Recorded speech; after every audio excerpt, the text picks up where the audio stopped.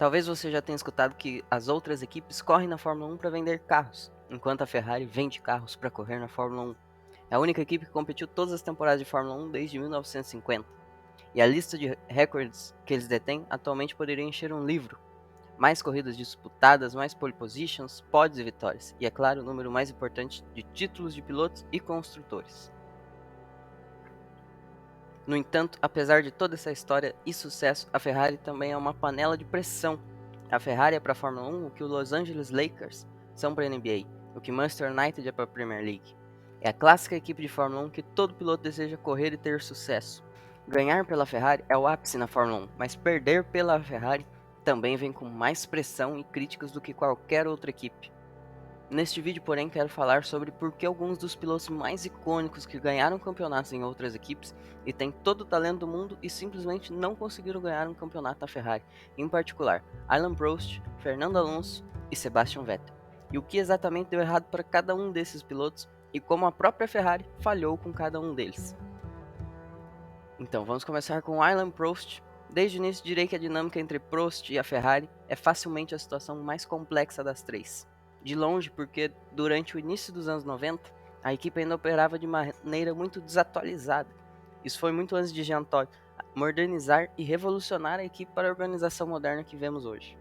A história de Prost e a Ferrari é muito mais complexa do que vou falar neste vídeo, mas se você quiser um vídeo dedicado à equipe Ferrari no final dos anos 80 e início dos anos 90, deixa um like e comenta aqui embaixo. Agora, dos três, Alain Prost passou menos tempo na Ferrari porque esteve lá por apenas 2 anos. Prost havia acabado de ganhar seu terceiro campeonato mundial na McLaren depois de um dos seus 2 acidentes com Ayrton Senna em Suzuka. Prost decidiu deixar a McLaren no final daquela temporada. Em seu primeiro ano pela Ferrari com Nigel Mansell, quase ganhou o título de 90. Na primeira vez que correu pela Ferrari, antes do segundo dos seus acidentes com Senna em Suzuka, o que automaticamente fez Senna campeão.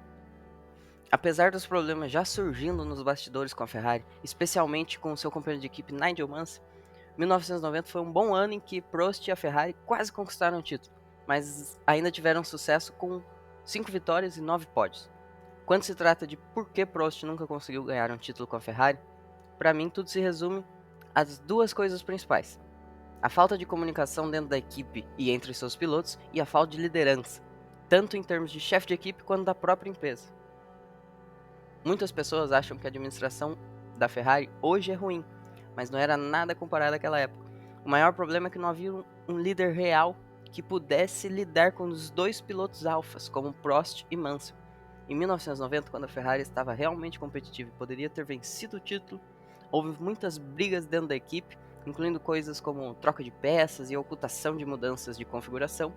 E ao contrário da McLaren de Ron Dennis, Alain Prost especificamente disse que a Ferrari não tinha um líder ou alguém que pudesse controlar os dois grandes pilotos.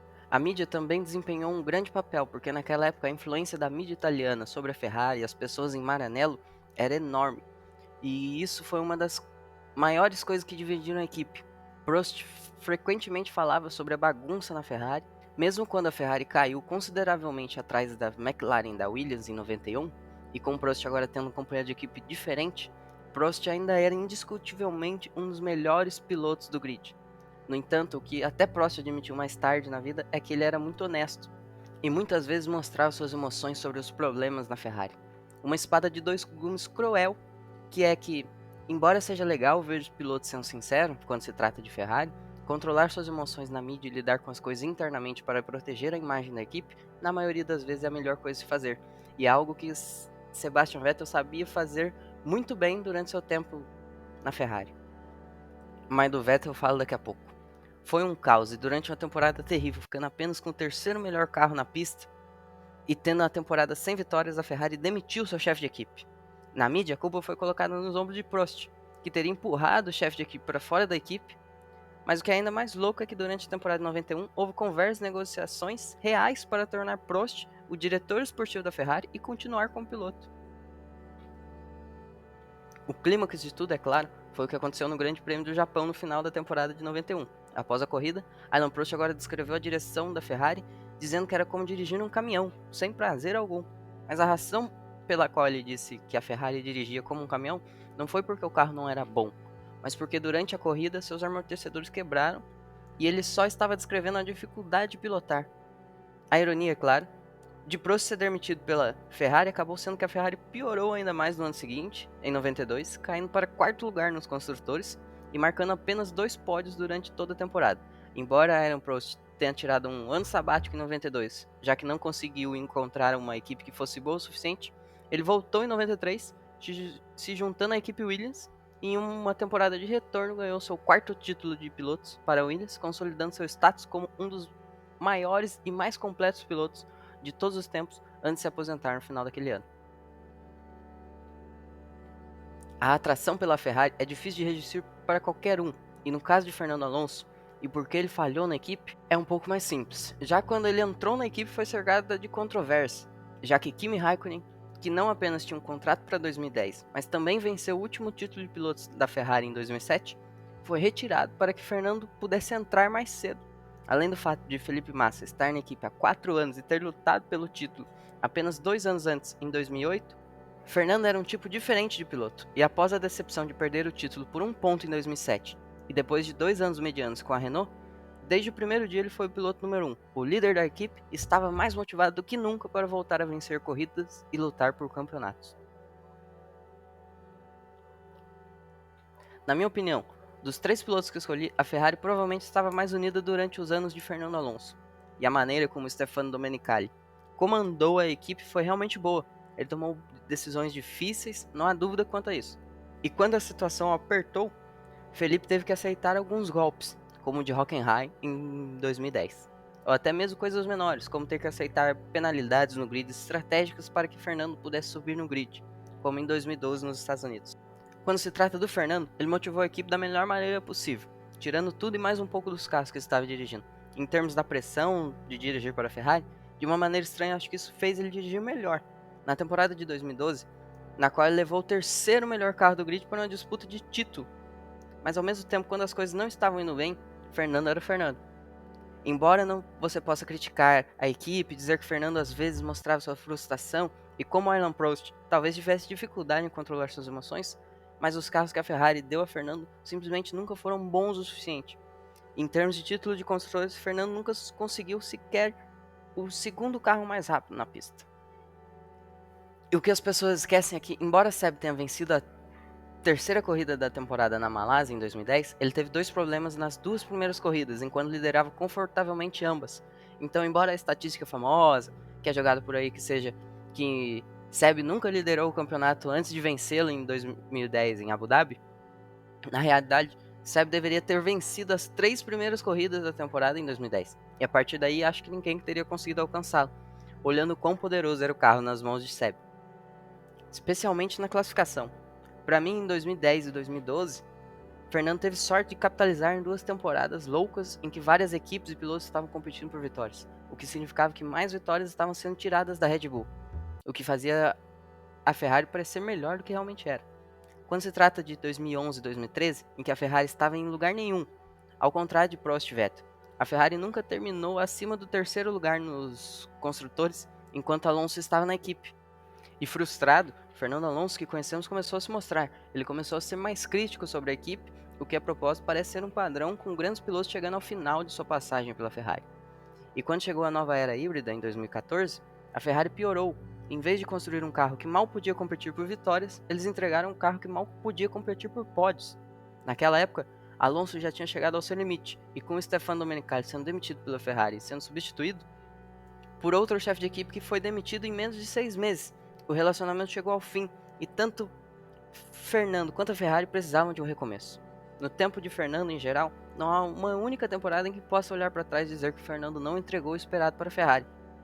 Mas apesar de dirigir frustrado e procurar sair da equipe em 2014, Fernando ainda entregou 110% e ainda estava superando os companheiros de equipe. Mesmo naquela época, com Kimi marcando apenas 55 pontos e terminando em 12º, Fernando superou o Kimi quase 3 vezes mais, marcando 161 pontos e terminando em 6º lugar, e conseguindo apenas 2 pódios em sua última temporada pela Ferrari. No que diz respeito a Sebastian Vettel, durante seu tempo na Ferrari, que foi o mais longo dos 3, a palavra que dá para definir é pressão, para Seb. Sempre pareceu que a mudança para a Ferrari era muito mais do que apenas um recomeço. Após conquistar 4 títulos mundiais e depois de perder para Ricardo em 2014 na Red Bull, Era a oportunidade de fazer o que seu herói de infância, Michael Schumacher, conseguiu e ganhar um campeonato, ou possivelmente vários campeonatos, para a equipe mais famosa do grid. Desde o início, o nível de expectativa e pressão que estava nele, mesmo que vindo dele, era enorme, e o que vimos de Vettel durante seu tempo na Ferrari, em comparação aos seus dias na Red Bull, é que menos que ele seja um piloto número 1, a menos que ele tenha um companheiro de equipe que possa vencer, e o mais importante de tudo, a menos que ele tenha um carro com o qual ele esteja absolutamente no controle, Vettel tem a capacidade e tende a deixar suas emoções transbordarem no carro, o que vira erros na pista. Quanto à equipe em si, é impossível ignorar a mudança entre os anos Arrivabene e Raikkonen e os anos Binotto e Leclerc, e o que isso fez com a confiança de Vettel e no final com seus resultados.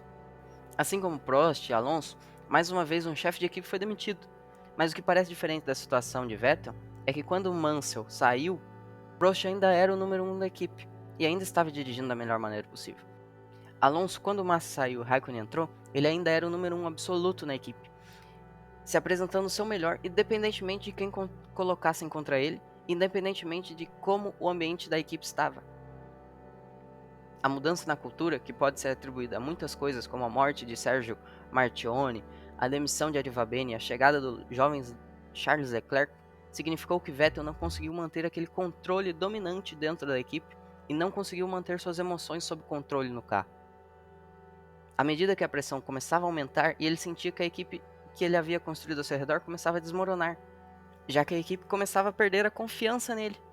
Por fim, a história de Vettel é o melhor exemplo de quando a pressão é simplesmente demais para um piloto, e quando a gestão simplesmente não sabe como lidar com situações difíceis. Resumindo esse vídeo inteiro, grandes pilotos continuarão a vir para a Ferrari, porque a chance de correr para aquela famosa equipe com um cavalinho no volante é como uma droga que a maioria dos pilotos nunca será capaz de resistir.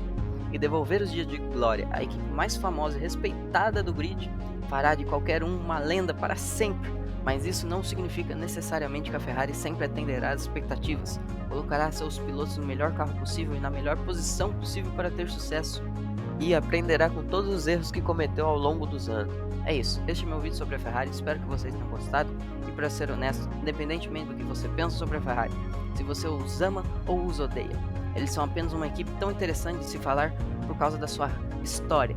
E há tantos momentos incríveis para falar, portanto, se vocês gostaram desse vídeo e gostariam de ver mais sobre a Ferrari ou sobre qualquer outra equipe ou piloto, deixe-me saber nos comentários abaixo. Eu vou fazer mais vídeos desse tipo no futuro. E eu acho que isso é tudo, muito obrigado por assistir, fiquem bem.